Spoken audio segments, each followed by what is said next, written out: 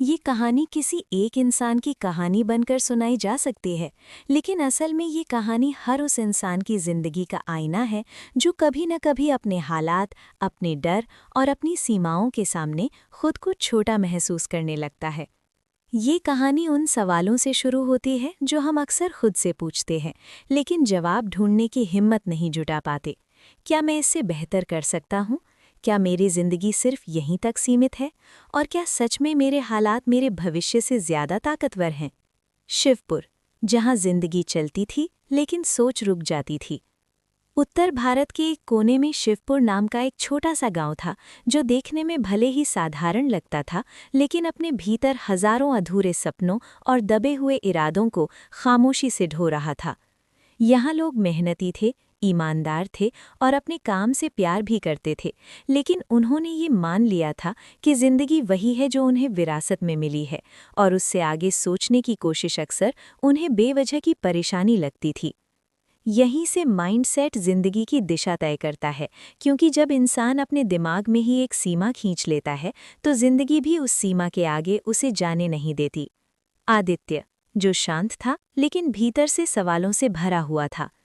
उसी गांव में आदित्य नाम का एक लड़का रहता था, जो दिखने में बाकी बच्चों जैसा ही था, लेकिन उसके भीतर एक ऐसी बेचैनी थी जो उसे हर चीज को सिर्फ स्वीकार करने के बजाय समझने और परखने के लिए मजबूर करती थी।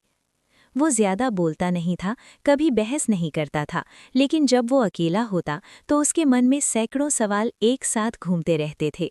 कुछ सवाल जिंदगी को लेकर, कुछ सवाल खुद को लेकर और कुछ सवाल इस बात को लेकर कि कुछ लोग एक ही जगह रहकर भी इतनी दूर कैसे पहुंच जाते हैं। धीरे धीरे आदित्य ने ये समझना शुरू किया कि फर्क हालात का नहीं, फर्क उस नजरिए का है जिससे इंसान उन हालात को देखता है।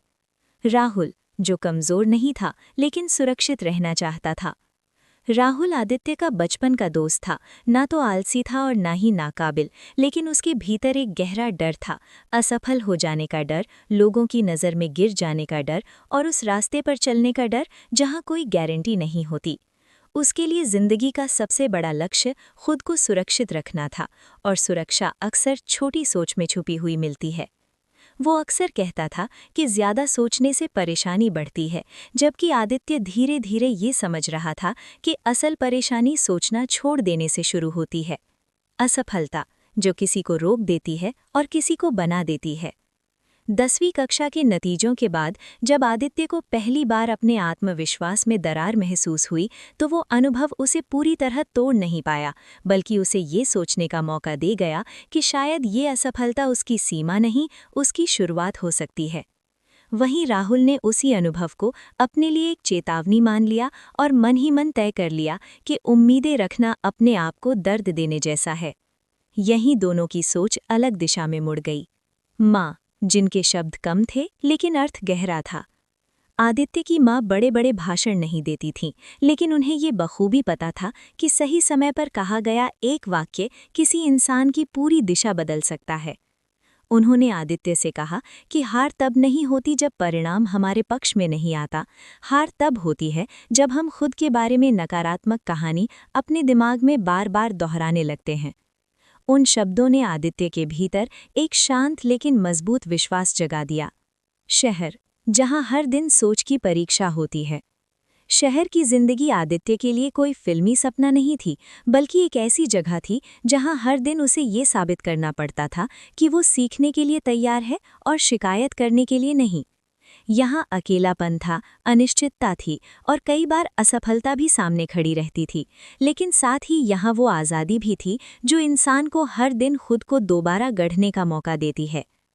आदित्य ने डर से लड़ने के बजाय डर को समझना चुना और धीरे धीरे उसे अपनी ताकत में बदल लिया।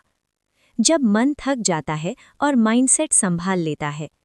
ऐसी कई रातें आईं जब आदित्य ने खुद से ये पूछा कि क्या ये सब मेहनत वाकई किसी नतीजे तक पहुंचेगी, लेकिन हर बार उसकी सोच ने उसे ये याद दिलाया कि रुक जाना एक फैसला है और आगे बढ़ते रहना भी एक फैसला है। और उसी पल उसने आगे बढ़ना चुना। वापसी, बिना शोर, बिना दिखावे के। सालों बाद जब आदित्य अपने गांव लौटा तो उसके पास दिखाने के लिए कोई घमंड नहीं था, लेकिन भीतर एक गहरी शांति थी कि उसने खुद से भागना नहीं चुना। राहुल ने उससे पूछा कि वो इतना आगे कैसे निकल गया, तो आदित्य ने बिना किसी नाटकीयता के बस इतना कहा कि उसने अपनी सोच को डर से बड़ा होने दिया। अंतिम संदेश जो हर इंसान के भीतर उतरता है। याद रखना, जिंदगी कभी भी तुमसे ज्यादा बड़ी नहीं होती, वो बस तुम्हारी सोच के बराबर होती है। अगर तुम्हारी सोच खुद को सीमित मानती है तो जिंदगी भी तुम्हें सीमित ही अवसर देगी, लेकिन अगर तुम्हारी सोच सीखने, बदलने और गिरकर उठने के लिए तैयार है तो जिंदगी अपने आप तुम्हारे लिए नए रास्ते खोलती चली जाएगी। क्योंकि अंत में एक ही सच बचता है, माइंडसेट ही वास्तव में सब कुछ है।